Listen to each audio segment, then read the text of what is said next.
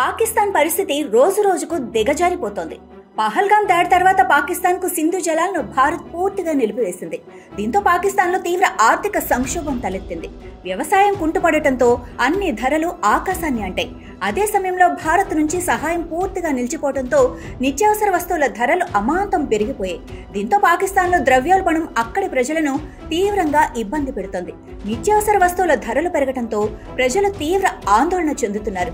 తాజాగా టమాటా ధర పాకిస్తాన్ వాసులను భయపెడుతోంది. కిలో టమాటా ఇప్పుడు ఏకంగా 400 రెట్లు పెరిగి 600 రూపాయలు దాటింది. ఈ పెరుగుదల ఇప్పుడు పాకిస్తాన్ ఆర్థిక వ్యవస్థ దుస్థితికి అద్దం పడుతోంది. పాకిస్తాన్ పార్లమెంటులో టమాటా ధరలపై చర్చ పెద్ద దుమారం రేపింది. ఒక టమాటాను పార్లమెంటులోకి తీసుకువచ్చిన ఎంపీ దానికోసం 75 రూపాయలు ఖర్చు చేసినట్లు చెప్పారు. ఇది కూడా చాలా కష్టంగా దొరికిందని చెప్పడంతో ప్రతిపక్షాలు పాకిస్తాన్ ప్రభుత్వ తీరుపై తీవ్ర ఆగ్రహం వ్యక్తం చేస్తున్నాయి. ధరలను నియంత్రించడంలో ప్రభుత్వం విఫలమైందని తీవ్ర విమర్శలు గుప్పిస్తున్నాయి. పాకిస్తాన్, ఆఫ్ఘనిస్తాన్ మధ్య అక్టోబర్ 11వ తేదీ నుంచి వాణిజ్య లావాదేవీలు పూర్తిగా నిలిచిపోయాయి. సరిహద్దు చెక్ పోస్టులు మూసివేయడంతో సరుకులు, కూరగాయల దిగుమతులు పూర్తిగా నిలిచిపోయాయి.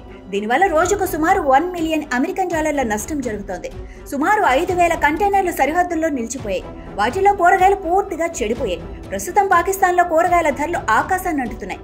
కిలో టమాటా ధర 600, బెండకాయలు 300, అల్లం 750, వెల్లుల్లి 400, ఉల్లిపాయలు 200, క్యారెట్లు 250 రూపాయలు పలుకుతున్నాయి.